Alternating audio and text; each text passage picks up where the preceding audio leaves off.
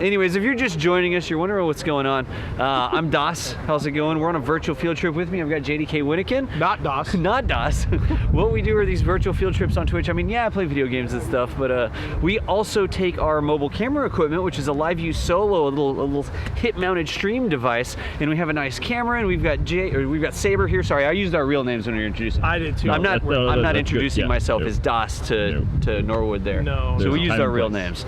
But we've got Saber, who's on the camera here, and we've been all this week going all over the UK and Normandy. Well, we were up in the UK at Duxford at the Imperial War Museum. We spent a couple days up there looking at aircraft and exhibits and stuff, actually being inside of historic C-47s and DC-3s, which are cargo aircraft, the F-150s of World War II, right? The airborne F-150s of World War II. And then we came across the channel here down to Normandy.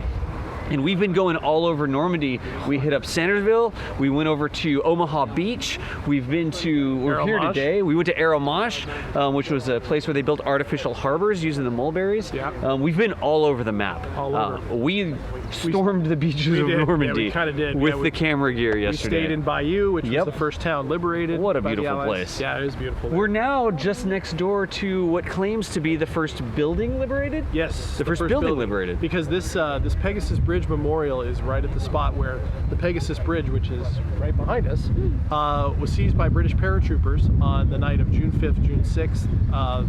It was over the Orne River, which is right nearby, and there's a new bridge over that. Right. And that river, they needed to grab that bridge to prevent the Germans from coming in from the east side of the river to try and reinforce their defenses on the beachhead. So the British, their job was to parachute in and grab that bridge, prevent that from happening, to hold that until British forces from Sword Beach, which is just to the north, right? The Orne connects to the channel. Right. Once British forces from Sword and Juno Beach, Canadian forces from Sword and Juno Beach could come in and relieve them and hold the bridge and keep that fortification. Right. Because the Orne River is a wonderful natural barrier for anyone trying to get across. To guard one of the flanks. Right, to guard one of the flanks. The invasion here, right? Right, to keep... liberation. Right, of the liberation, right. So that's why we're here, and the British troopers that came in not only parachuted in, but came in gliders, like that horse over there. We'll take a look. It looks like you can go inside. Yeah, you can go inside, it looks like. Let's do this. Let's walk over to get a little bit closer view of the bridge. The bridge? And then we're going to move around the museum here. But again, like I said, we're on a virtual field trip. We're streaming it live. I'm reading Twitch chat on my phone, and when y'all were saying thank you, I was reading some of the comments out of Twitch chat just saying thank you to Norwood that I saw. So we are live and interactive right now. If you have a question for us, this is a great place to ask a question. I may miss it. I might miss it, so don't feel bad if I missed it, especially if I come back and say, okay, now's a good time for questions, as opposed to just asking a question in the middle of something, right?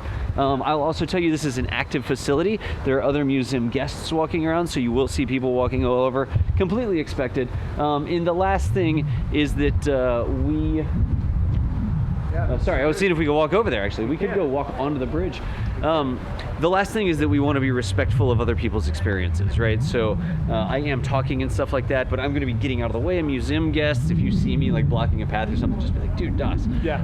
But we do want to be respectful of other people's experiences here. We're not here to shut this down so that we can do professional filming. We're here to share the experience virtually with y'all via Twitch on our virtual field trip. So. Yep. Whew, okay. Wow. Did I miss anything? No. Oh, last thing. If one of the mods could see if it's possible to make a highlight of the stream while the stream is live.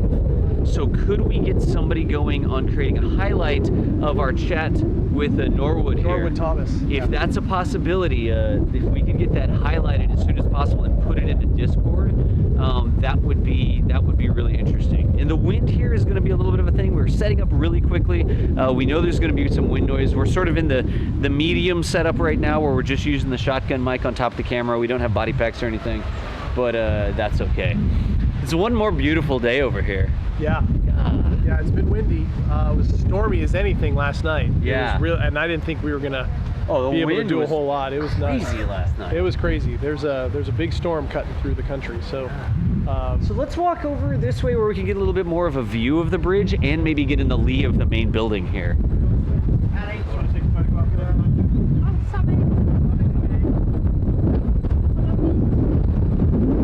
Alright, we'll just walk past all down. Everybody's taking pictures of this, which looks looks like an anti-aircraft gun. If I had to guess. I don't know. Yeah, it's a Bofors, 40 millimeter. Yeah.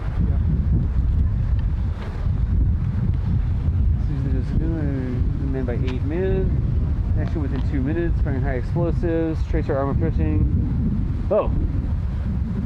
So this just shot at whatever needed to be shot at. Right. Apparently. Yeah. Sorry, not just anti-aircraft. I'm sure they had plenty. Yeah. Here's a quad mount. Look at this. The M45 quad mount. 4 12.7 millimeter Browning machine guns. A very effective weapon against low-flying aircraft. Gotcha. Yeah, what would think? Yeah, so the half-track actually is not in there. This is supposed to be the gun from the half-track. Yeah. Because right next to it, they've got a M3 M5 A1 half-track. Wow. The M3 M5 half-track was a vehicle ideal in the reconnaissance role for the transportation of troops. Did we see this on the beach yesterday? We did. I actually posted a picture this morning of one of these driving past Sabre on the beach. Yeah. Used extensively by Allied nations during the Second World War, over 41,000 half-tracks were constructed. 70 different versions. 70 different versions. I just said, let's make a half tank, half troop. Yeah. Okay. It's got the weight distribution so it doesn't get stuck like that Jeep we saw yesterday. But it still has the maneuverability of a truck. I don't know if maneuverability is the right term. If we can, Yeah, I'm just thinking we get up in the let you wing of the lead the way. building, like right over here. And then the wind shouldn't be as bad, and then we can actually look at the bridge and talk about the bridge and stuff like that. Pegasus Bridge. Yeah. Yeah, here we go. Cool. You want just the bridge? Yeah, sure. So if I had to guess, it actually looks like a counterweight lift bridge, right? So they could actually put the bridge down in the configuration it's in right now so that traffic could cross. And then they could also raise the bridge up. There's probably a big, massive concrete and iron weight in that box, right? That's probably the weight actually. And when they would release it, the entire bridge would sort of swing up and get out of the way so you could have higher boats going through. Yeah, you see how it works? Yeah. So there's the big pivot point up there at the top, and they probably just take a little bit of force to roll that thing up so that a boat can go under it. Got it. If I had to guess, I mean, otherwise I don't know what the rest of the structure would be for, right? Oh, and did y'all get the C-130s flying over? Yeah. I just remember this while we were over there. There some were like C-130s. 3 or 4, yeah. Yeah. They were from several. There was, I saw an American, a British, and a French one. Wow. And then there was something else. Just in a line, huh? So the importance of bridges like this, right? When we talked about the paratroopers that were jumping into places like Drop Zone K over at Centerville, what they were trying to do is secure bridges and crossroads, right? Yep. And for the defense of the coast, the Germans had actually kept their armored divisions back. Further back. And they were going to try and react and say, okay, here they're coming, they're trying to land here, send the armor there to provide support and keep the Americans on the beach or keep the Allies on the beach or push them back into the sea, right? So the plan was to seize strategic locations like this bridge to prevent German tanks and equipment from moving in to reinforce the defense against the landings. Yeah. So it's almost like we went in not quite order, but we saw the paratroopers that dropped at Drop Zone K, and they would have come from that field to this bridge. To this bridge, right. Did I get that right? Yeah, they were, and now the ones who actually seized the bridge came in gliders, but that entire operation was meant to seize this section of the Orne River because that was going to be the primary conduit through which the Germans would try to reinforce. Because remember that the Germans still believed everything was coming up further up the coast, near Calais. So they had a lot of equipment up there, and so as soon as they figured out that this was the main invasion point, would try to reinforce that, and they would need to come across the Orne River. And if they can't come across the Orne River here, they had to go a long ways around. Right. And by then, you know, with the Allies having complete control over the air, right, they're going to be able to catch those types of those transports out in the open and prevent them from getting here. So that was the big push. So this objective was absolutely vital to the entire operation, which is why there's a memorial and more.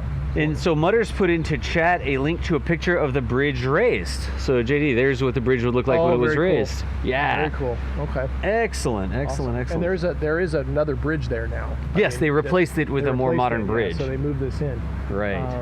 Yeah, I don't I don't know exactly when they did that, but I saw that this facility we were in was dedicated back in 2000. Okay. And there was an effort launched by a British general to make sure that the Pegasus Bridge and everything was remembered. So I don't know what the process was to get this bridge in here, Right.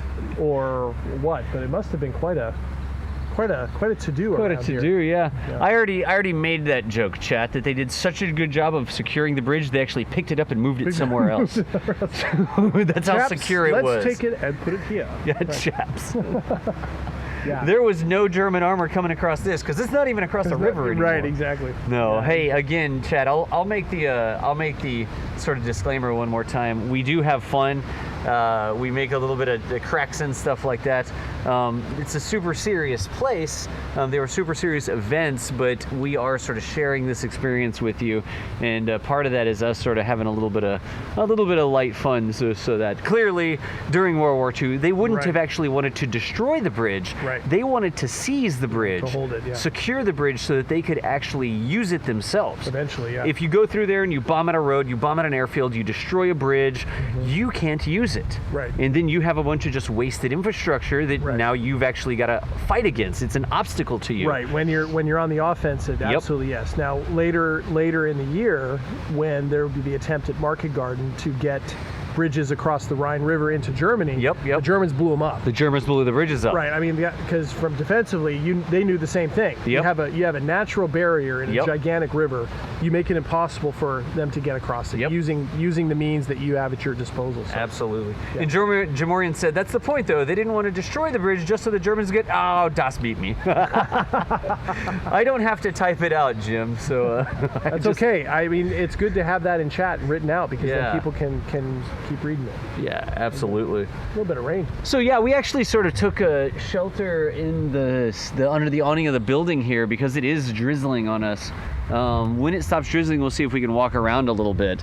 But again, just We're still sort of surfing on that 101st Airborne. I'm still telling you, we could just turn the stream off right now and go home. It's like, oh, back to Perry, we're done. We're done.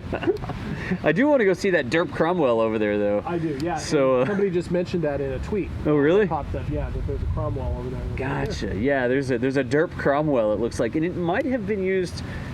I don't know if it's for spotting or something. Sorry, there's just Should I go run and check? Nah, you don't we'll have work to. our way Yeah. So, anyways, y'all, that's our deal. We just wanted to. Must be buying a lot of clickers. She's gonna. Over here. Wait. It's like I timed it. Yeah, we need a clicker. What do you got? We have 2 bags. I don't really want to talk about it. Oh no. No, you misunderstood. I want all the clickers you have. I literally bought every I know what clicker I'm that they about, had son. left. Did they in- really? They had 15 of them. Oh. I bought all 15. She said they have more in back. Mom, I Wow. can't show the moms their presents. Moms their gifts. Moms, there are gifts. It says, Monster, look, here yes. you go, chat. So here's what one of the clickers were. There, you have a And clicker. it's just a Tank little pencil. piece of metal, right? Oh, and a tank It's a pencil. level whatever tank pencil for you. That would be like a, let me see it. I mean, that looks a lot like a Patton, honestly. There you go. So probably not a World War II tank. But More importantly, there are Oh. DC3 pencils. C-47 C-47 DC-3 pencils. And Yeah. there are patches. Oh my gosh. And they're patches. And patches from Pegasus. Cool. All right. Okay. We've got jackets. I can take I patches. think we got that. Oh yeah, we do. Yeah. So, Don't ever send me into a gift shop. no. Chat sent you into a gift shop. Do you remember? I can't remember if it was you who was telling us, but somebody that we talked to sometime in the past, what feels like a year, was telling us about the response and sort of the Oh, yeah. the different things for the clicker. Oh. Like if it was 3 or 2. Oh, I or- don't remember. That wasn't me. Okay. Chat. That wasn't Okay. me. Yeah, chat, look that chat, up. Chat, please do. So the 'Cause I'd love to clicker do the actual thing at some point. that I'm looking at is just, I don't know how well y'all can see this. It's just a little piece of metal. And on one end it has a little, it almost looks like a little bubble wrap sort of thing that when you break it over, it makes a pop, and when you let it go, it like unpops, I guess, or it makes that loud noise. So you can see that noise you've been hearing is that right there. Wow, it echoes too. When we were at Aramanche, I was hearing one go off up where near where we were, Yeah. and then I would hear another one reply. Like a reply somewhere off in else? the distance. Yeah. So the clickers were, I believe, so that the paratroopers could communicate, and it was like a challenge and response thing. So you would click a certain pattern, and you would wait for a certain pattern in response, and if they didn't know the pattern, it might not be somebody that you wanted to go hang out with, right? Are we good for the rain? All right, cool. So let's walk around this way. But we sent DC3 girl in to buy all the stuff. Oh wait, click twice, then challenge with the flash. Expect a reply of Flash thunder. and thunder, yeah. Gotcha. A soldier would click once, and if 2 clicks were received from an unidentified soldier, then his identification was confirmed. But then another one is click twice, then challenge with the flash, expect a reply of thunder. Explain that a little bit more. Maybe if one of them didn't have a clicker? Yeah, I don't know. Yeah, explain that a little bit more. So it was 2, and then either flash or thunder, or 2 and then another 2? Right? Okay. I don't know. Yeah, Twitch. Yeah, help us out there. Sorry. Yeah. In there already we have the interview with Norwood Thomas highlighted. Eon, I appreciate you. Tell Eon I bought him a clicker, Mm-hmm. which he will get as soon as he puts in chat that the DC3 is the greatest plane ever built. He'll get his clicker. He'll get his clicker. Like, right now, we'll just throw it to you. It's clicker blackmail Eon, is what just it put it in is. quotes. Just put it in quotes. Put it in quotes. And then you've The actually DC-3 done is it. the best aircraft ever. You've done it to the letter. I'm walking in there and I'm getting texts from people. I want a clicker. Oh, really? Oh, no. He says, I can Amazon a clicker. I can Amazon a Won't clicker. be the same. Oh, not after you talk to a World War II vet. Yeah, so y'all are saying that you would say it out loud, right? So tell me the entire thing. Thunder and the counter reply was flash. Flash and then thunder. Yeah. 'Cause you it was see the thunder flash and the and then counter you hear reply the was thunder. flash. Yeah. Yeah. But then as far as the clickers specifically, Yep. is my question. Didn't reloading a German rifle have the same sound as a clicker? I don't know actually. Yeah, I don't know. Okay. Now that the sun has look at the sky. I know. It was just drizzling on us, and now it's absolutely beautiful. They came back outside. Oh, thank you. Some kind of magic today. Feeling sort of DC3 girls feeling it. Yeah, you are feeling. You should. Which is good Okay. because this is the last sort of half day of streaming. So It after is. this, you can just turn it off. It's fine. And what's most important is I bought my dogs their souvenir. You bought their dogs. For dogs. Oh no. It says I heard Normandy. Oh I'm dangerous wow. in the gift shop. That's all there is to it. Oh hi. Okay, that works too. Well, let's just look at some of the pieces that they have here. We can figure out what they are.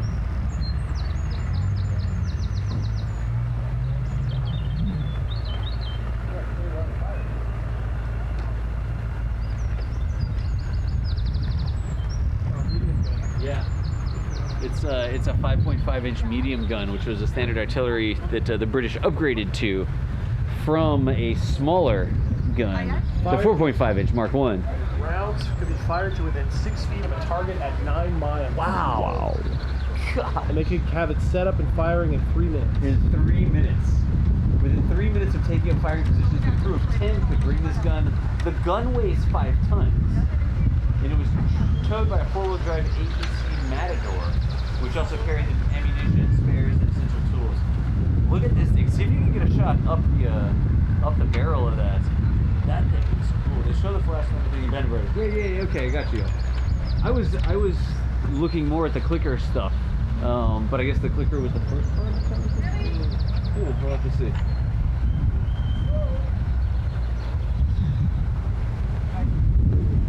Liberated nations of Western Europe.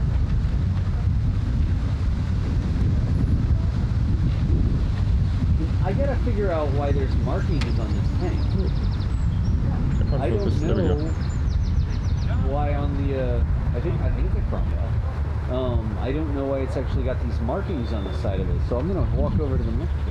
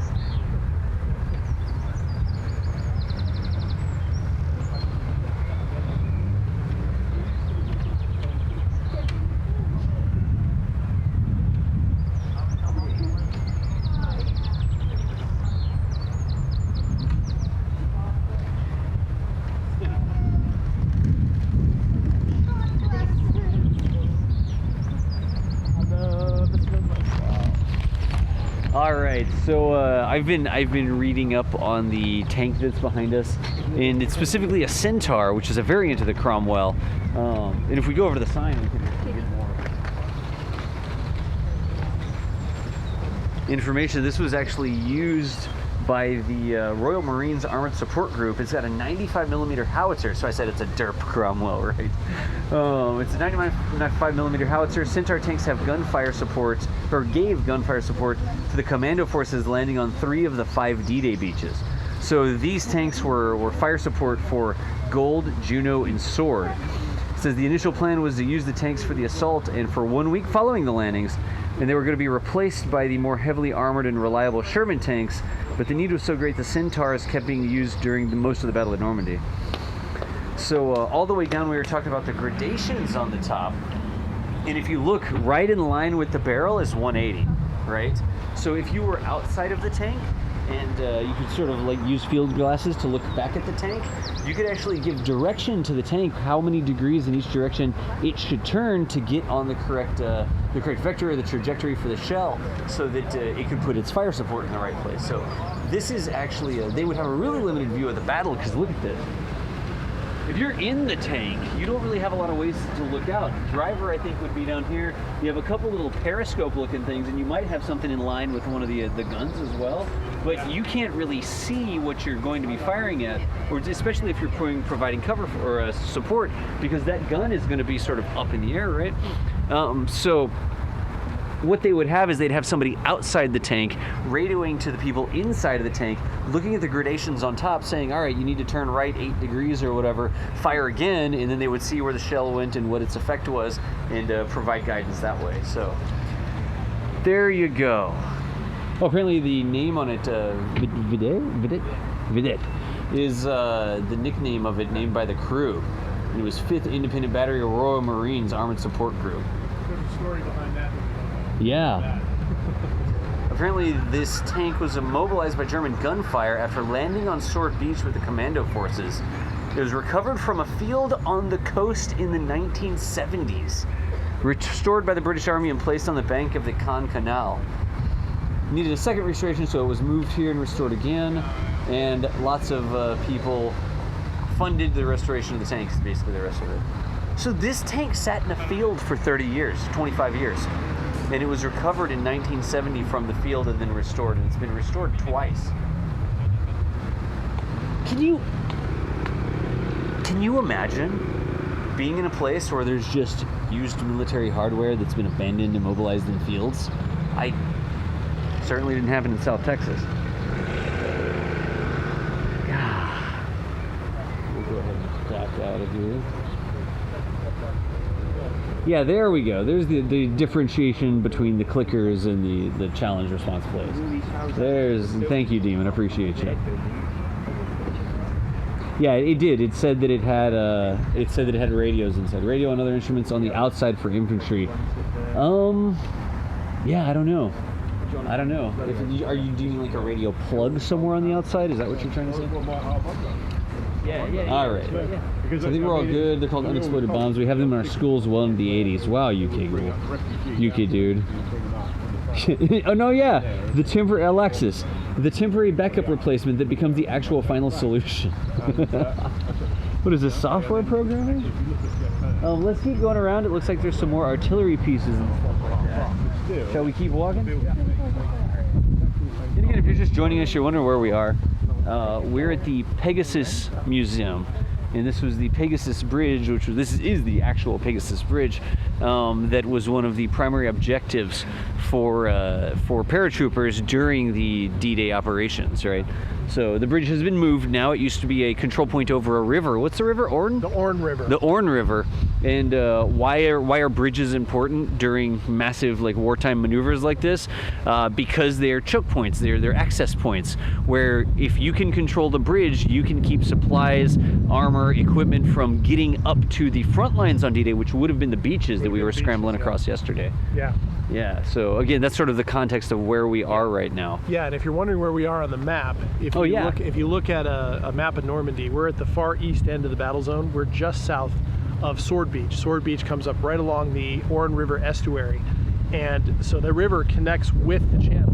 And so it creates this natural barrier that the Germans, if they were going to reinforce the defenders on the beaches, or near the beaches, would have to cross that river. And so the 6th Airborne Regiment of the British Army parachuted in, took gliders in. They have a glider, like one of them over there we'll get to. Came in and seized the bridge early in the morning on, actually I think they landed, before June 6th. I think they landed in the night of June 5th. But took the objective really quickly. Their glider pilots were amazing and got 5 of the 6 gliders down literally about 100 feet or so from the bridge. And so they walked out, came in, had a skirmish with the Germans defending it, and grabbed it and held it. So, and then waited for reinforcements from the beaches. So, so that's where we are. So if you find the Orne River near Caen, to the east of Caen, follow it up a little bit. We're right along that river right there between Caen and the coast. So that's where we are. Just 1 second, guys. Just stay right like that. Stay right like this for 1 second. Talking. As he walks into frame, I got you now, though. You're fine. Yeah. Yeah, we're good. Thanks. All right. Sorry, I just need a quick picture. Yeah, that's all right. into view. That's okay. So. And used Saber here as the person in the background. I'm apparently the live view model. Apparently. The live view model. Those are what? Dragon's teeth. Oh yeah. I only point them out because they're called dragon's teeth. Yeah. Because dragons are cute. Dragons are cute. And also hard to drive tanks through their teeth. Also that. Yeah. Reinforced concrete, square, or pyramidal obstacles used to impede the movement of tanks and infantry. Idea was to slow down vehicles, enabling them to be disposed of more easily by anti-tank weapons. Barbed wire and mines were also used. These are some of the smallest ones, so the size of the obstacles varied from the smallest, like these weighing 60 kilos, to obstacles weighing over 1 ton in 150 meters. What's the World of Tanks map? Siegfried? I think it's Siegfried that actually has on one side these that you can actually get your tanks hung up on. Everything ties in with World of Tanks. But it's a really cool It's true. game because it has so yeah. many actual things. It is accurate. Anyways. I just like giving you a hard time about it. Huge numbers laid in their durable construction. Many thousands of them can still be seen today. In Switzerland, dragon's teeth are still used to protect important military installations. Because of their form, they're known as Toblerone lines. Toblerone lines. Toblerone lines. That's hilarious. That's hilarious. The Toblerone line. And now I want a Toblerone. Right? Oh. All right, here we have, again, we're just walking through. We didn't scout this location in advance or anything. We just knew it was here. We've got another gun, like a smaller field howitzer. 95mm. Yeah, 25 pounder. It's a 95 millimeter gun. So that's interesting. The bore on this gun is the same as the bore on the Cromwell back there. This is just a field towable piece, and the other one on the Cromwell actually has a tank underneath it. What do you need? I was just make sure you were close. Oh, cool. So this one is a standard field gun, capable of firing high explosive smoke and armor-piercing ammunition with its 4 different propellant charges, a variety of trajectories for given ranges, enabling targets behind the cover. So this would actually lob shots in, right? Maximum range was about 13,400 yards or 12,250 meters. It's 6 men to operate this. It says what they all do. We've actually got that really cool artillery clip when the Marines did the artillery run through for us. It is towed by a quad, and it also carried 32 rounds of ammunition. Chat, I'm going to see if turning this volume up is going to make the wind noise terrible. Let me know if it does. Okay. Am I quiet today, or? Just a little bit. Well, and then plus I'm doing like some crouching down and stuff. Yeah. This makes the background noise a little more significant, but I'll try and be more wary of where I'm Yeah. How was the audio before y'all, and then how's the audio now? It's pretty loud now. Well, if you're close. Yeah. So if I'm looking away from you, then just go ahead and say something. Yeah, so how's that, y'all? Is that getting blown out now, or is that a little bit louder? Does it sound good? Is it too much wind noise? Or what do we have going on with the audio? We're just doing a really quick audio check. There's a lot of leaves. Yeah, it's probably going to get tons of rustling. Okay, it's fine. We can go back. Yeah. So I'll go ahead and take it back for you guys. All right. No, they said leave it. They said leave it that okay. way, but that's probably going to blow out. It'll blow out if people are in front of it. See you guys here. So Yeah. Yeah, so if he's in front and we're about we'll have to get a little bit further away like that. Yeah, that's fine. Yeah, okay. Cool. It's good after the change or it's good before the change, y'all? Audio before was fine. This is a bit loud and blowing out. Okay. Yeah, Yep. let's put it I back agree. down. I agree. Sorry, just. And then made we'll a call. remember to project into the back of Yeah, the microphone. that's- Again, we're not doing body packs or anything today. We just ran over here to get going. Look at this photograph. This gives you a That's really my good favorite idea. song. I'm kidding. I'm kidding. I'm kidding. No one at me. Please. Don't at me. Okay, Does it have a? this is the bridge. Yeah. This is where the gliders landed. They brought the troops. Oh, what? I mentioned just a minute ago, they were like within 100 feet. This is where they're 6 gliders were assigned to this mission. 5 landed in this. You can see at least 3 in the shot here. Yeah. And then that's the bridge that is literally right behind Sabre right now. That That's is how some close they got. on-target deployment. Yeah, it is. That's just impressive. Wow. Wow. Just impressive. Yeah. And look at this. If you turn the camera right around, that's the bridge, and then right behind, that's a photo of the bridge with the gliders behind it, and then there's the actual bridge. There's a story that gets told that maybe chat can go look up and see if they can find about the German soldiers that were guarding the bridge. There was a skirmish there. At first, Right. refused to believe that they thought somebody was having a lark with them. They refused to believe these were British troops because they hadn't heard anything, right? Oh, really? And so, yeah, it's a, it's a story you hear told every once in a while, but it just kind of came to mind looking at that, because that's crazy. Wow. Precision litho braking. Yeah. It's precision litho braking. Nice. Oh. That's good piloting. Yeah, that's very good piloting. Now Remember, we can hear the gliders, clickers no from the engines. drop zone. We have more ammunition, or more guns here, y'all. This is a really nice memorial site. It really is, It yeah. really is cool. Like all arrayed around the bridge. It's really cool. This is a 76.2, was the most effective anti-tank weapon in the Allied arsenal. Fired an armor-piercing shell. Wow. Could penetrate the 12 centimeters of armor of a German Tiger tank at 1,000 meters. Dang. Equipped with 12 17-pounders in order to counter the threat posed by units of the German 21st Panzer. Airborne 17-pounder guns were towed by Morris trucks. The combination was transported to Normandy in a large Hamilcar glider. They could transport these over here in a glider? Oh yeah, yeah. The gliders could hold light guns, equipment, jeeps. Wow. Yeah, they just had to be secured, obviously, because if these things got torn up on landing or something like that, it could cause alarm. Ah, so this is the same 17-pound gun that was fitted to the Sherman tanks. The Sherman Firefly was a popular weapon with the crews and highly effective against the German armored units. Because the firepower of Allied tanks was often inferior to that of the German Panzers, so to improve the capability, they would mount, it says 17-pounders, I don't know if it's exactly the same gun, probably with some modifications, to the Shermans, so the Shermans could actually fight against the Panzers more effectively. And that's where you get out of that, the 75, the shorter barrel, and then that 105, we saw a 75 and we saw a 105 on the Shermans at Arromanches. And then this gun, not on a Sherman right now, but this would be the 76.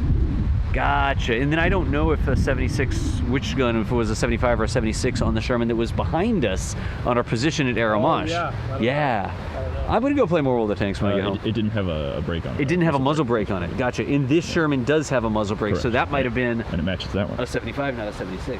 Yeah, it does make sense. Yeah.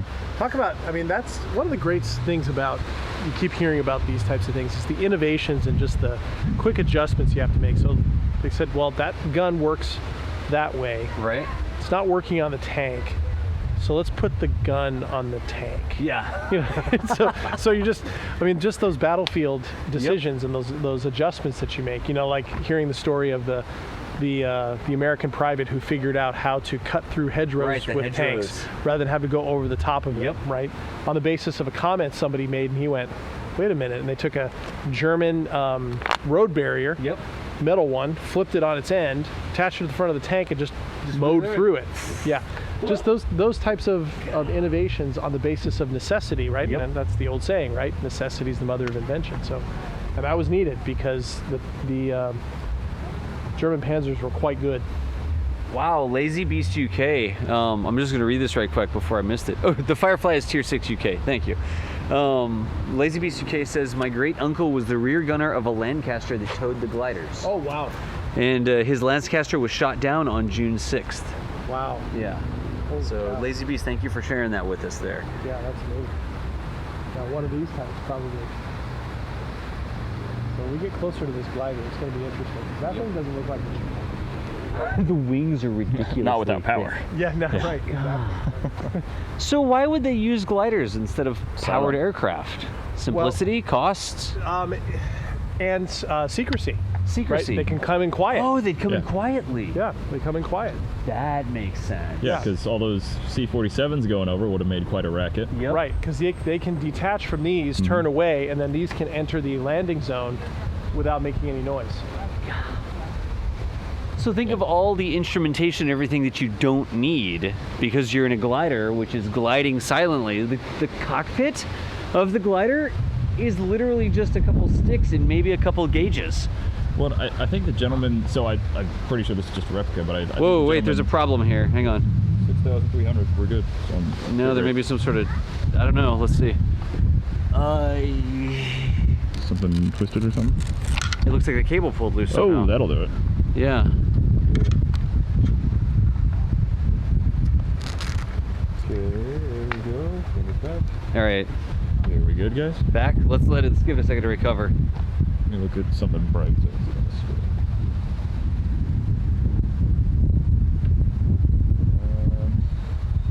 This thing's dark here.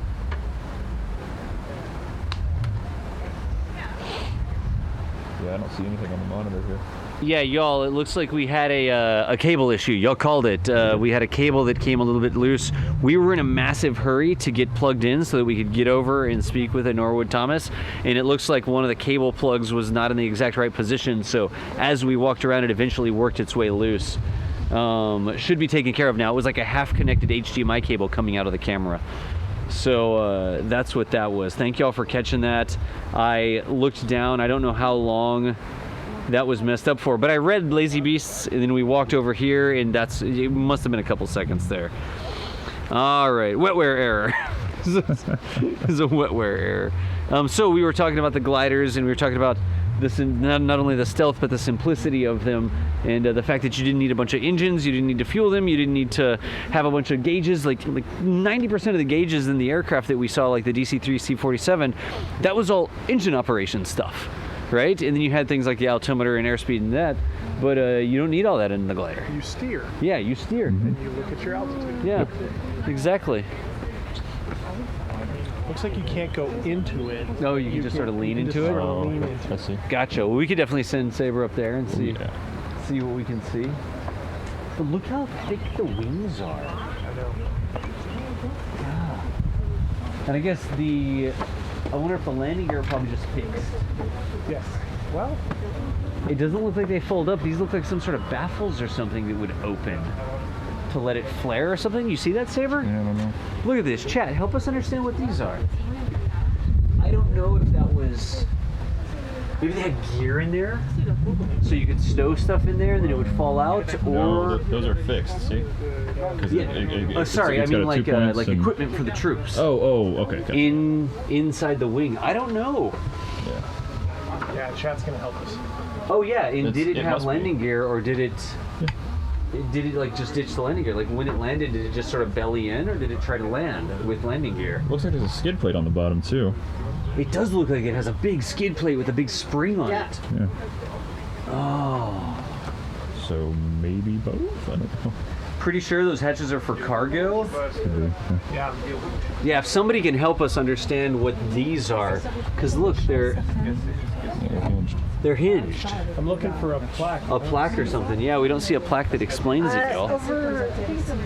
Okay, we might have to stay under the wing for just a second as the sprinkles on. Wouldn't be the first time this trip. Yeah. Oh yeah, here it comes. Yeah. All of a Wind sudden, again. the Yeah. wind, yeah. But no engine tests on this one. That's right. They were towed into the air by a bungee cord attached to the front. Right.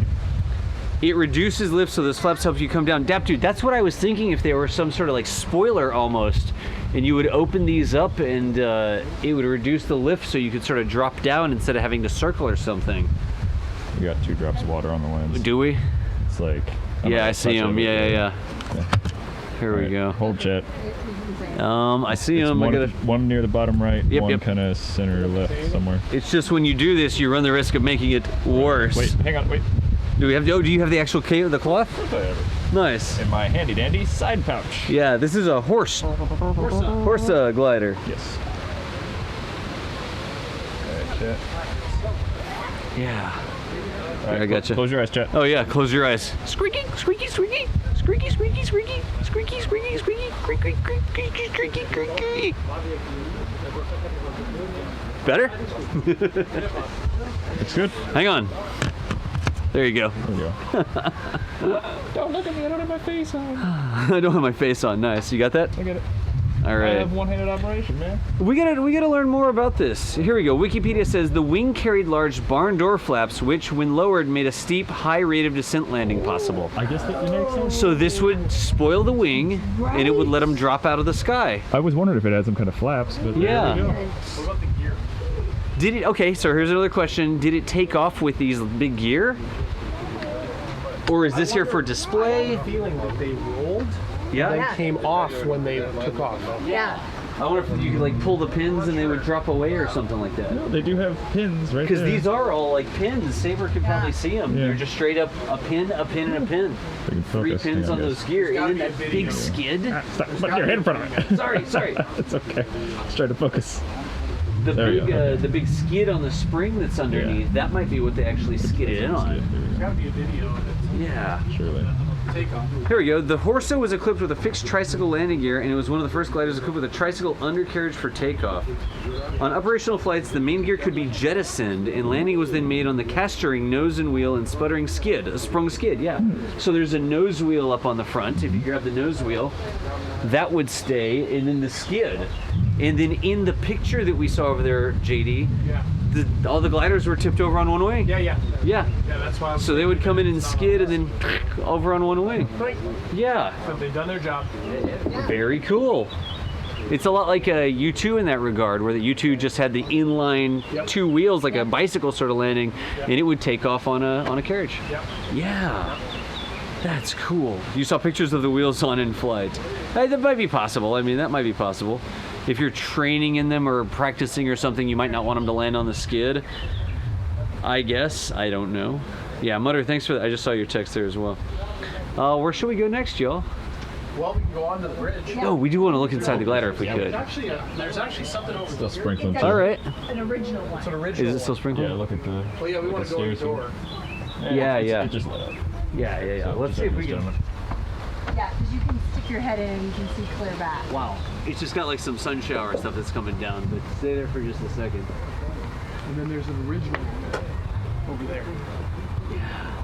I can't believe the camber on these wings. The camber is sort of the thickness of the wing and the difference between the length underneath and the length over the top. No idea.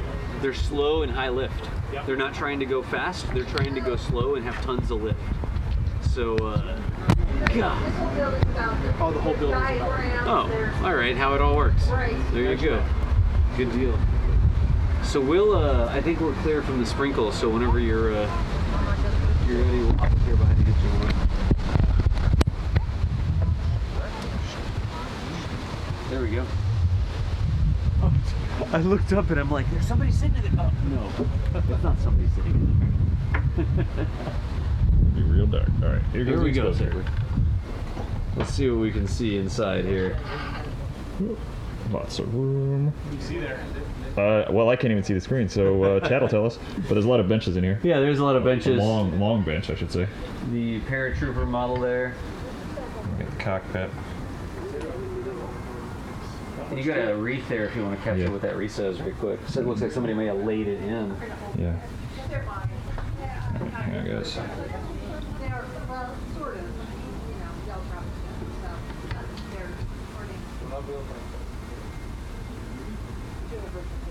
Cool.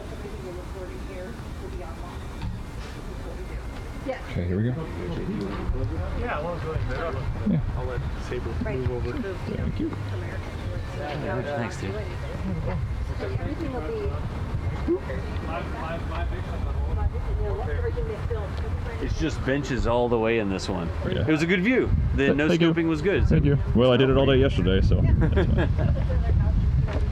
Oh, all right. All right, well, There's an entire room. the original one and then a room. And then chat has, this is a replica that we're underneath, right? And there's an original part of the fuselage of a Horsa up here. And then, yes, there are bagpipes as well. You're right. It's an authentic section of a Horsa fuselage. Total length is 20 meters, more than twice. Oh, the total length of the fuselage would be twice this long. So this is half of it. Yeah, you might be able to get in the end of it there, Saber. That is wood. That is, yeah. Well, was it the gentleman from Sweden who was telling us that it was almost all plywood? Yeah, almost all plywood. Yeah. Yep. Yeah. So that's an actual I don't know interior. if I get this close enough. It's gonna be. There we go. That'll block out our Yeah, reflection block out the mostly. glare. Wow. No, that's fine. That's fine. Your hand actually makes more. It's of just a chunk of wood. Oh, yeah, wow. Yeah. It is. Is it mostly wooden? Yeah, it's almost Yeah. all wood. It's like a spruce goose. It There's a is. few- It's like It's a miniature wooden- spruce goose. There's a few metal parts, but not many. Yeah. It does. It really does look like a lot of the ribs and stuff like that are actually wood. And the interior of it looks a lot like the construction of the spruce goose. Venturi tubes. These tubes were mounted on top of the fuselage near the cockpit. Air is sucked in through the tube, forced in through the tube, I guess, producing a vacuum to operate gyroscopic instruments. Artificial horizon, the directional gyro, and the turn bank indicator. No kidding. And I think it says these remains, including the data plates or whatever there are, were recovered by local French population after the war as souvenirs.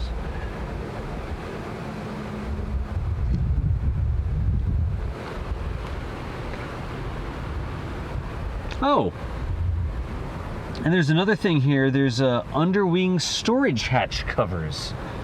So that's interesting. This is saying that those storage hatches were not for lift. If somebody was just making that up, it says that the storage hatches actually had the gear in it, which was my first guess. Under each wing, 2 parachute containers could be carried. On landing, the troops would detach the containers from the wing compartments and recover the equipment contained within. Maybe some of them were for lift and then some of them were for equipment stowage, but that right there makes it look like it might have been for equipment stowage. Interesting.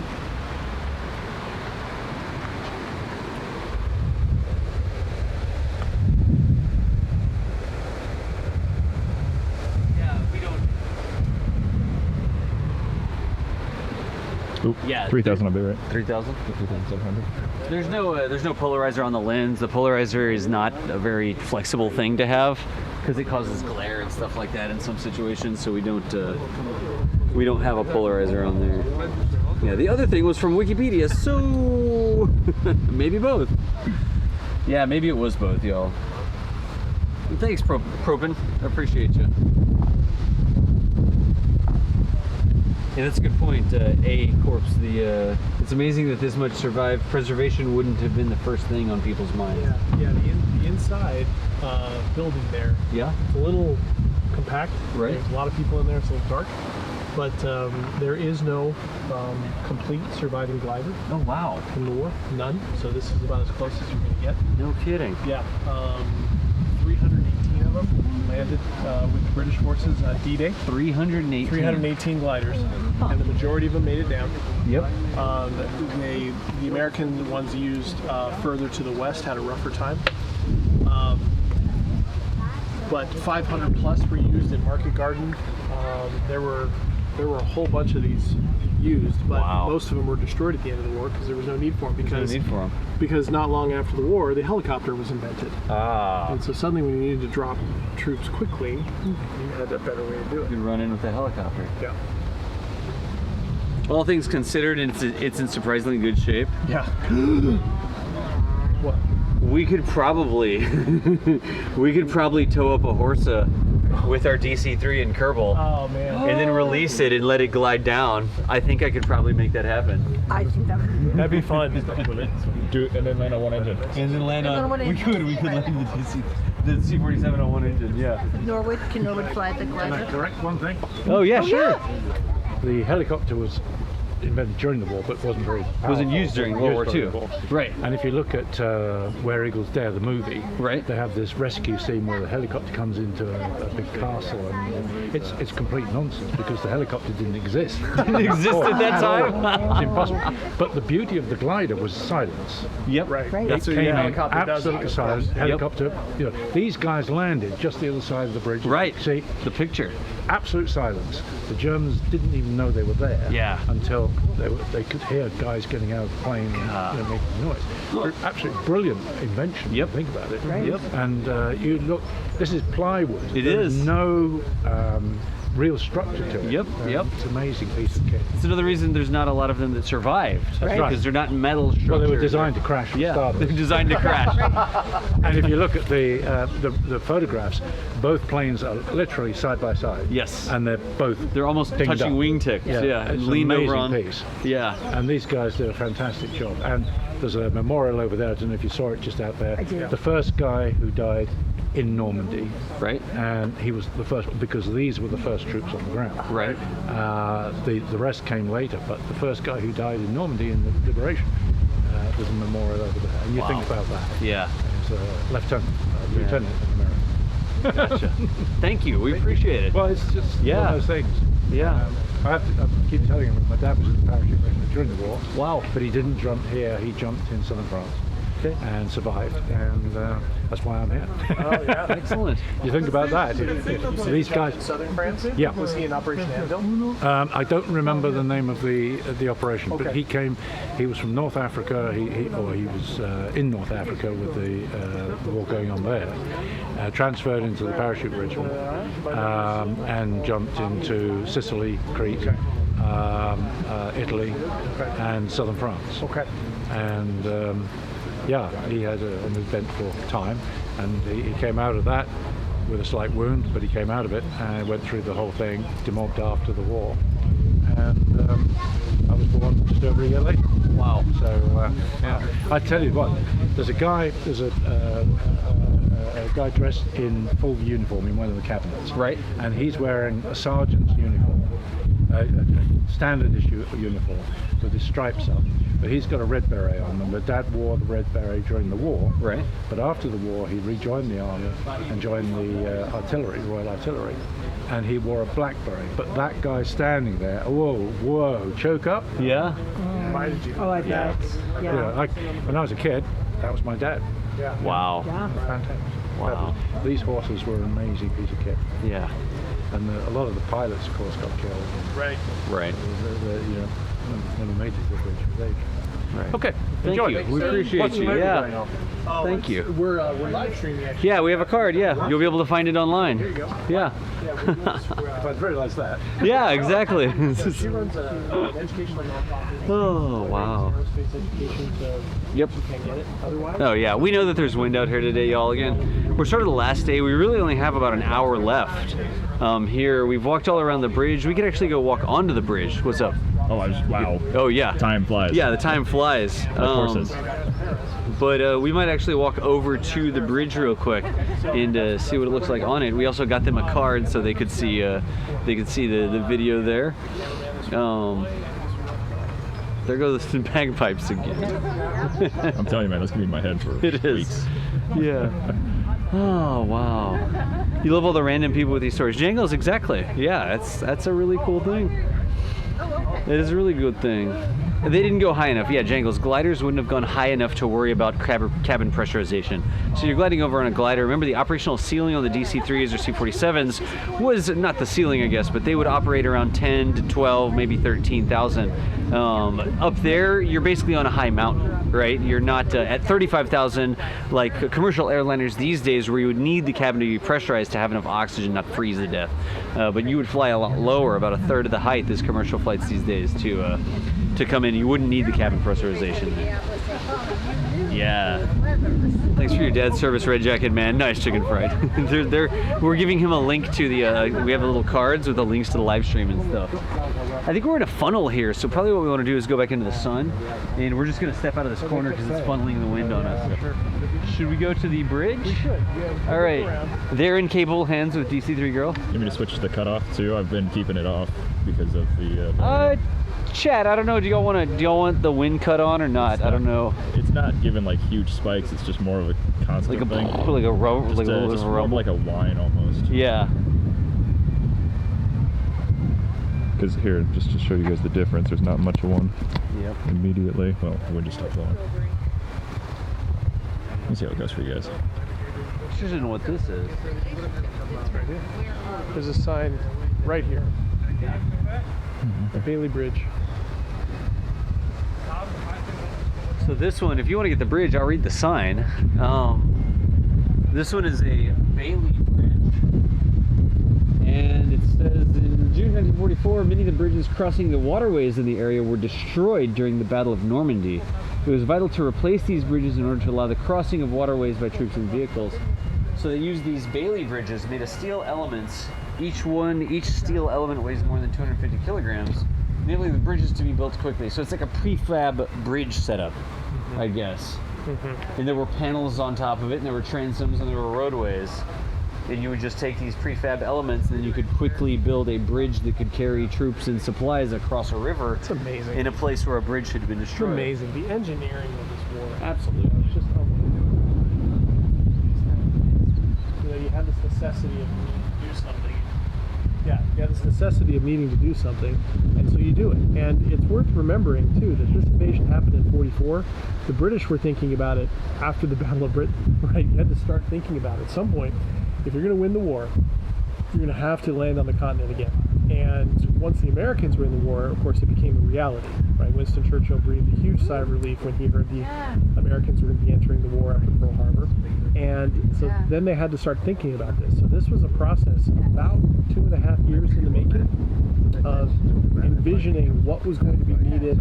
Then, of course, taking photographs of all the sites. We saw those fantastic maps at Duxford of the three-dimensional maps of the landing sites that we had visited. And by the way, we visited those sites. Yeah, That's we did. where we were. We were standing in those fields just to kind of connect it all back, right?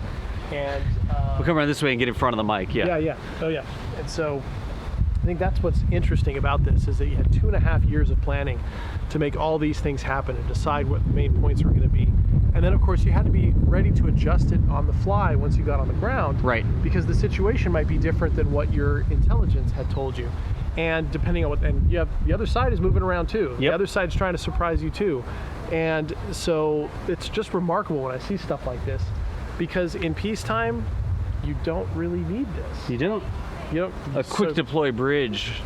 What for? Yeah. Right. It's a wartime necessity, and so I mean, so many things, so many feats of engineering came out of the war because you needed it to fight. Yep. Yeah, it's just remarkable to me. Very cool. Yeah. And we know about the wind noise, y'all. One thing you can try is turn down your bass.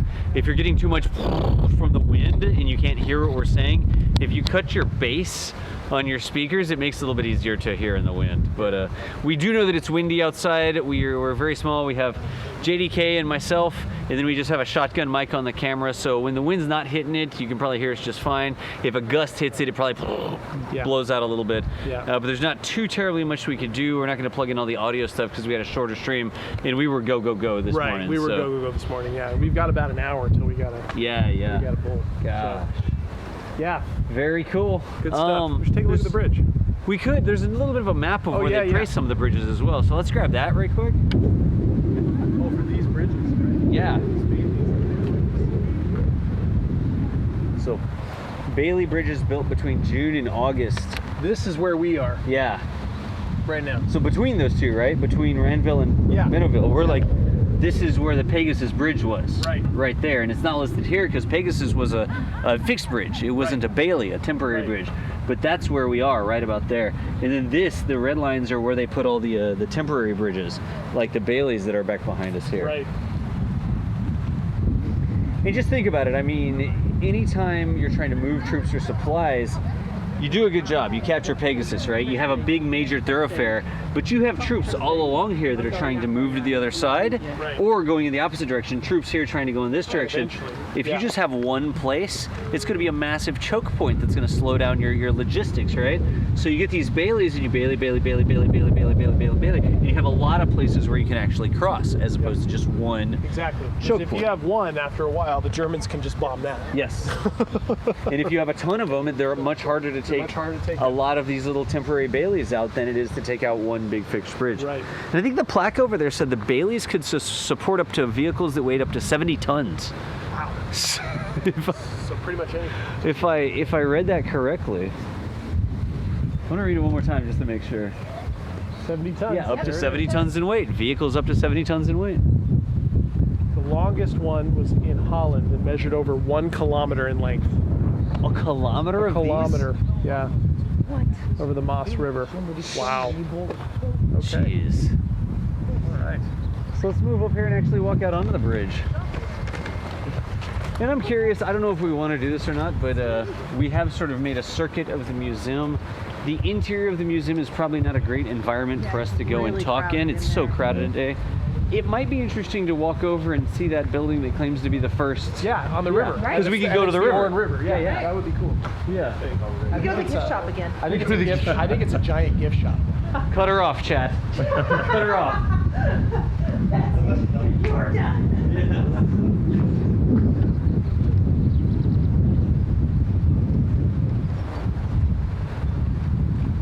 Wow.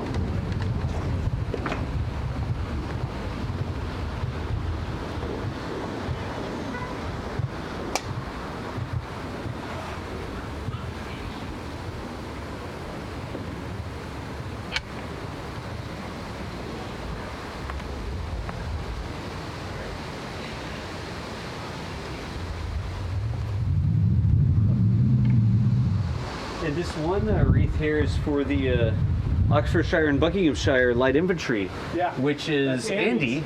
Yeah, Andy's. Andy, the reenactor, was reenacting part of the Oxfordshire and Buckinghamshire Light Infantry, who captured the Pegasus and Horse and Bridges. Wow. Very cool, y'all. Very cool. Wow. We've You get a walked. sense of scale with the people walking through. Yeah, yeah. Like you can see the people.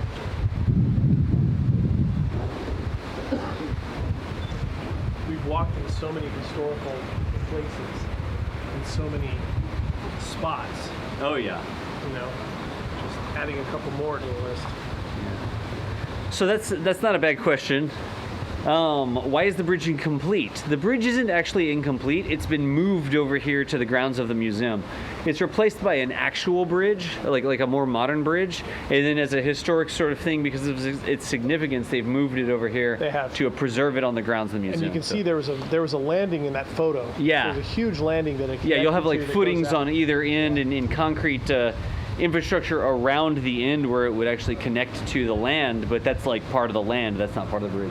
This is just about, I believe, the entire bridge from what I can see in the old historical photo over there. Yeah. Maybe a little shack on one side of it where they controlled it from or whatever, but Right.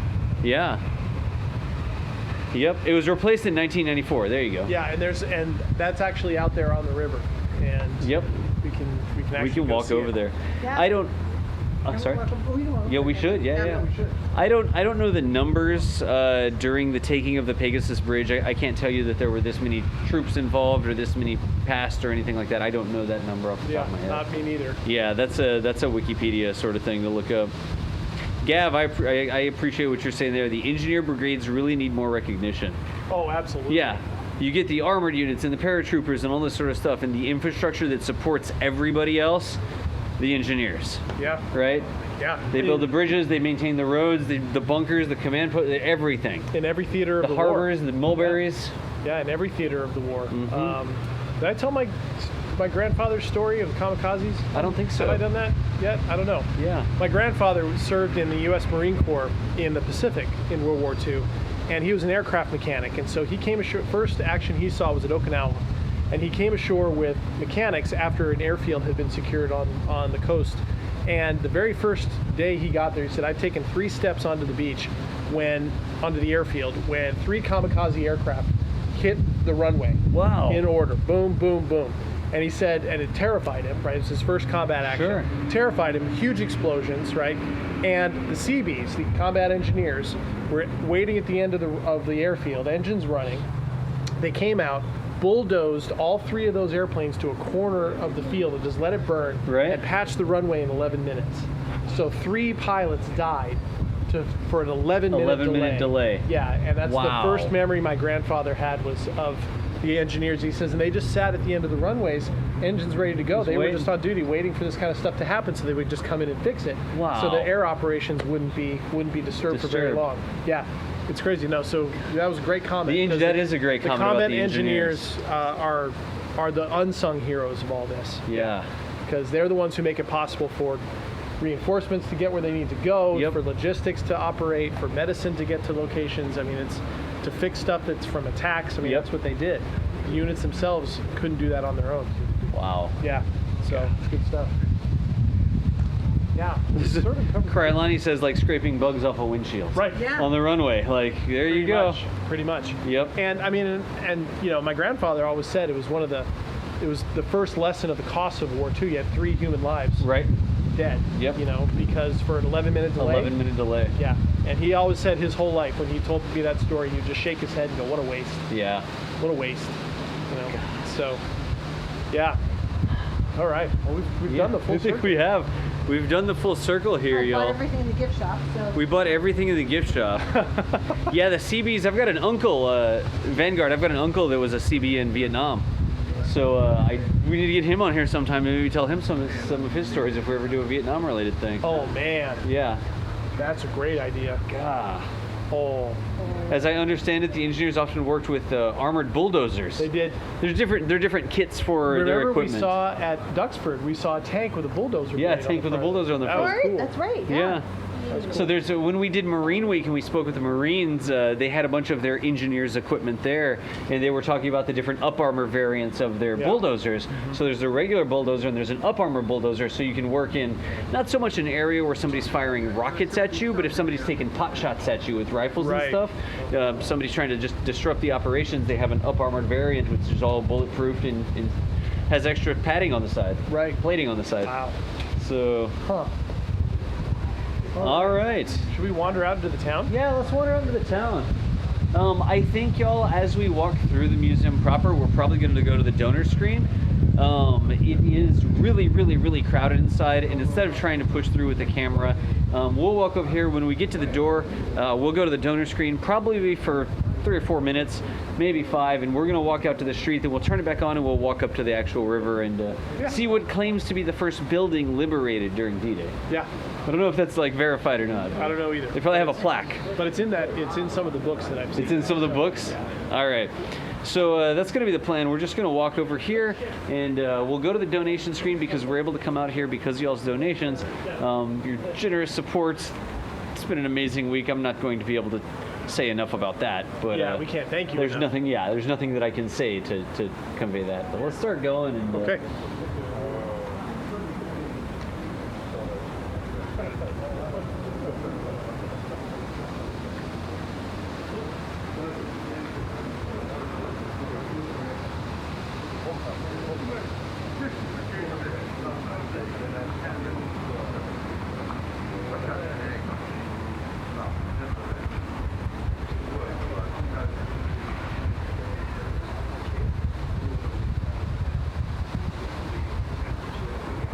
we're back, and we've just walked over to the actual river right here. So if you look over this way, this That's is the Orne. This is the Orne River that the Pegasus Bridge was over, and the bridge that we were at had been relocated, like we said, and they have this new bridge here. It's still a lift bridge, but it's a.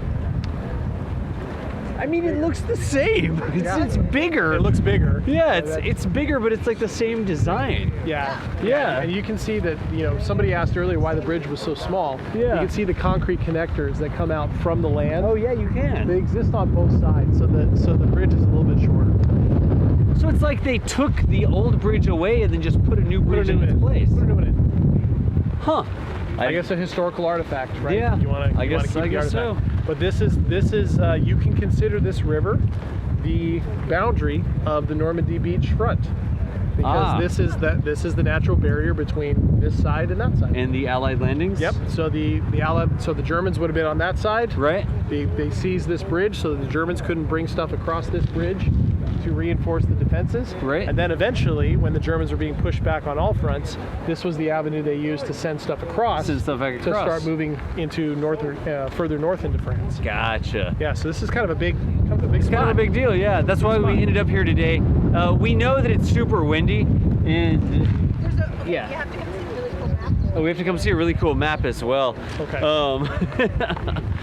Speaking of engineer, earlier you were an engineer in Iraq. Feist says built a runway on one of the bases and had to make our own vehicle armor to drive from Kuwait to Iraq. Wow. So his engineering unit had to make its own vehicle armor. Wow. It'd be cool to see what that looks like. It's better than the librarian unit having to do that. Yeah, right. I mean, Yeah, you know. if you got pictures of any of that, that'd be cool to see. Yeah. Wow.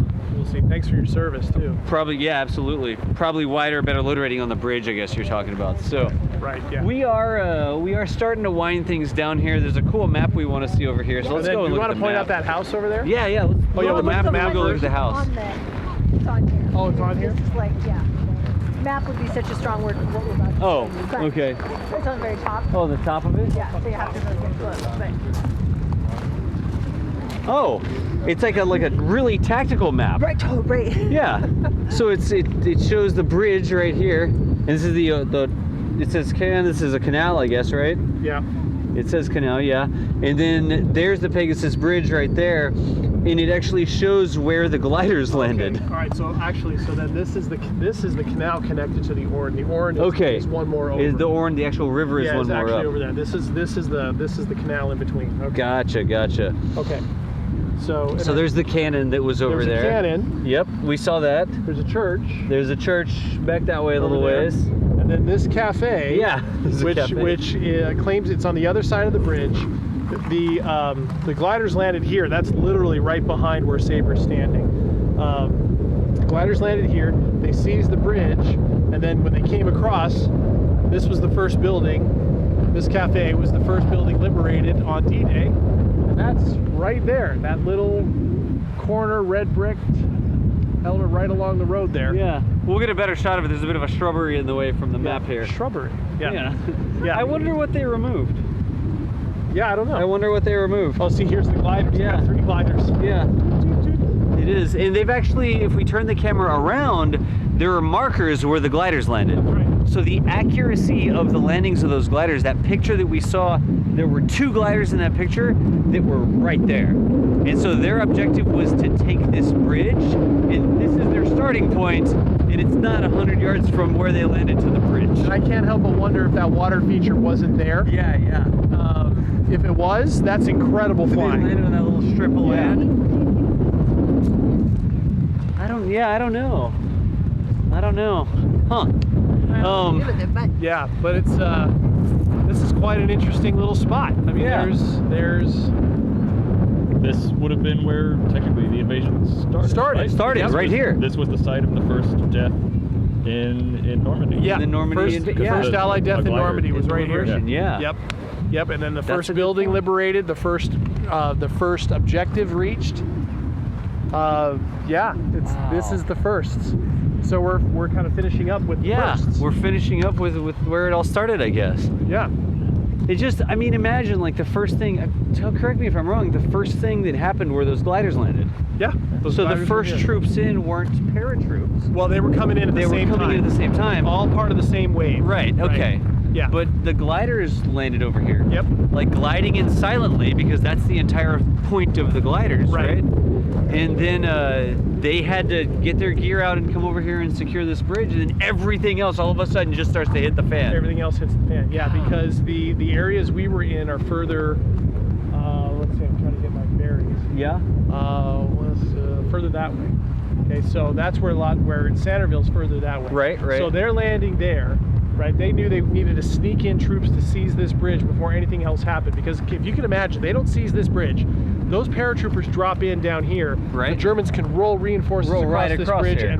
and roll over the paratroopers, who can't carry the big tanks and stuff like that. They'd have light tanks, light guns, whatever. Right. So but not. Right. So the full extension here would be put glider troops here because you can't hear them coming. Yep. Right. And because if the paratroopers are flying in planes that can be heard and spotted and shot at, the gliders can be launched further back. Right. And so there's no awareness. Right. And they just silently glide in and skid to a stop on the ground. Exactly. Right here. Right here. Get out. Take the bridge. The bridge is right there. I mean, even if they would have landed way over there, it's still pretty amazing, right, to get this close. They landed at night. At night. How do the gliders know where to? I don't know. That's crazy. I could throw a baseball from where the glider landed and hit the bridge. Hit the bridge, you could. I mean, I'm not like a baseball star or anything, but I could throw a baseball. It is when you hear that something is a stone's throw away. Yeah. It is a stone's throw away. Yeah. And it looks all right. So I'm going to point this out. It looks like we might actually be able to see the bridge operate because there's a sailboat coming. Yeah, and we know that the wind is like crazy windy right now. I hope it's not too bad. It's just we're in the open. There's no wind breaks at all right here. It just is what it is. We work in the environment that we are given. It's a beautiful sunny day with little puffy clouds. It's not raining on us, but the wind is definitely a thing. Maybe the wind is actually blowing the rain away. So it looks like there's a memorial there to the first trooper killed. There is? Is that who that is? DC2 Is that girl? what that is? Okay, yeah. First man killed in Normandy. Wow. Yeah. First man killed in Normandy. Yeah. Wow. So this has just been a trip, y'all.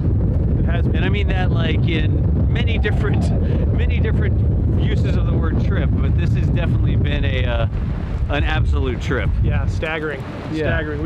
We were commenting on it earlier. We've walked in so many historically significant places. Pretty much every place you walk here is significant because battles were fought across all the fields, and all the hedgerows, and all the small towns, in the streets. So even though we went to all these various battle sites that we showed you, everywhere we were going over here was historically significant, right? In that sense, had combat that happened on it. Sure enough. Yeah, look, they're clearing off the bridge because there is a sailboat. Look at the sailboat real quick. Yeah, the two of them come through. It's not sailing right now, but it looks like it has a sail mast on it. Definitely needs the bridge to come up. Yeah, so that's why. Yeah, there's one right behind it too. Yeah. So we actually get to see the bridge go up. Right? Yeah, should we get closer? Or can you fit the whole thing in the shot? I can fit the whole thing in the shot here. All right, cool. If people don't mind me covering the map briefly. Yeah, you're fine. Here we go. Tripod saber, activate. Go ahead, wave, DC3 girl. Hey. A little gate went down on the far side of the bridge there. Get all the pedestrians off of it. Those guys need to hustle. Unless they want to treat it like a big slide.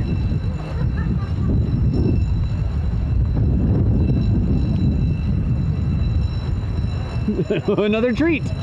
We just happened to be here, and the bridge is actually going to operate. So again, this is not Pegasus Bridge. This is near the location of Pegasus Bridge, but this is an upgraded bridge that they put here in the 90s. So we were at the actual Pegasus Bridge, that first objective of D-Day there, and they moved that actual Pegasus Bridge piece of equipment into the museum grounds over there, and then they replaced it with this I guess larger bridge that has a higher capacity or whatever. Yeah, it's the Pegasus Mark II. Yeah. And chicken fried noodles, we will go over there and sort of end on that, you know?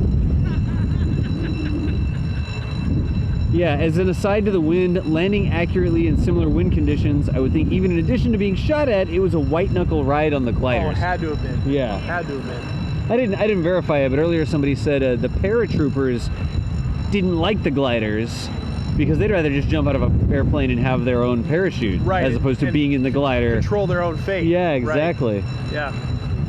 I didn't verify that. I don't know if that's true or not, but you know, one of those maybe urban legend sorts of things. Look at the guy on the boat. He's like, can you hurry, please? He's just like, chug, chug, chug, chug, chug, chug, chug, chug, chug. Dude, we could get a stream boat. Oh. What if we just lived on a boat? Straight And then like just sailed up places? Yeah, we would need a Jeep on the boat. You so would. That we could, yeah. You would, so you could drive off.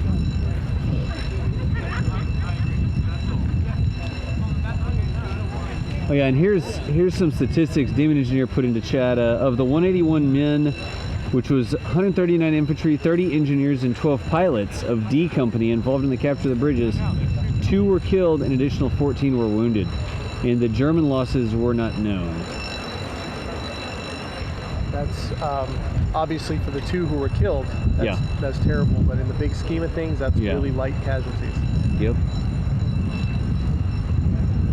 I hear some machinery starting to wind up in the bridge. I think the bridge is going to start.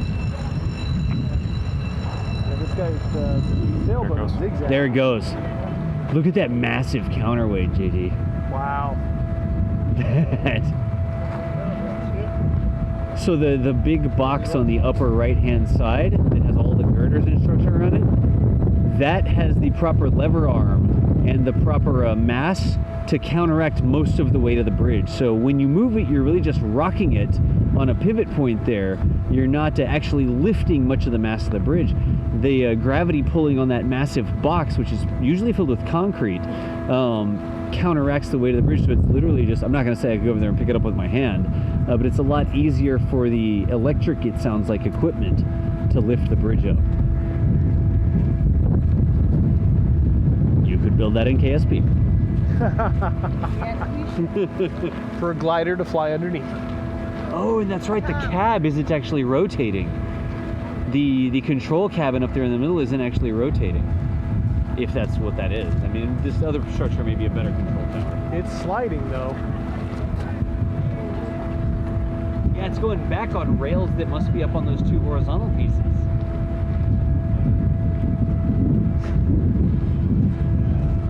Good, Jeff.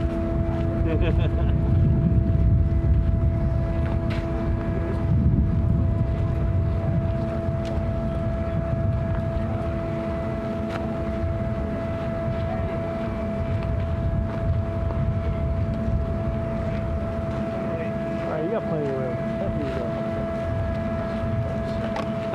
It's like, I think you can make it now. Yeah. You're not a battleship. You can get through there. So I wonder, does that thing, does it only go part of the way up? Certainly does it go all the way straight up? It'll be interesting to see.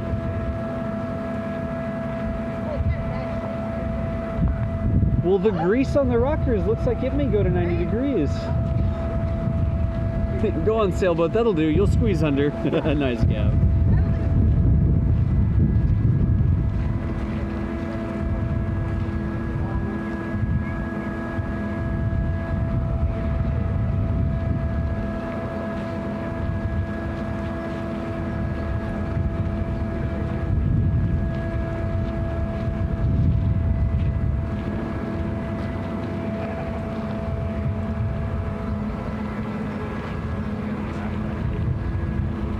Wow.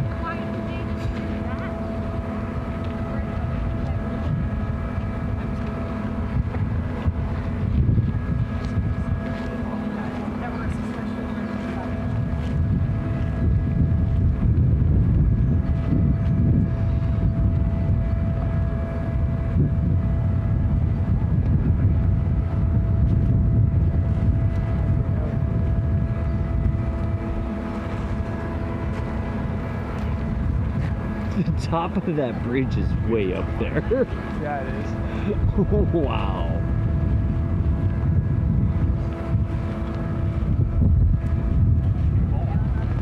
That's really cool how the cabin slides backwards. And the counterweight comes down, and then note that the actual roadway of the bridge goes up. It's such a weird perspective to see a road in. Like, I mean, it's clearly a road, it just looks like it wants to go to space. It's the road to the stars, the skies, whatever.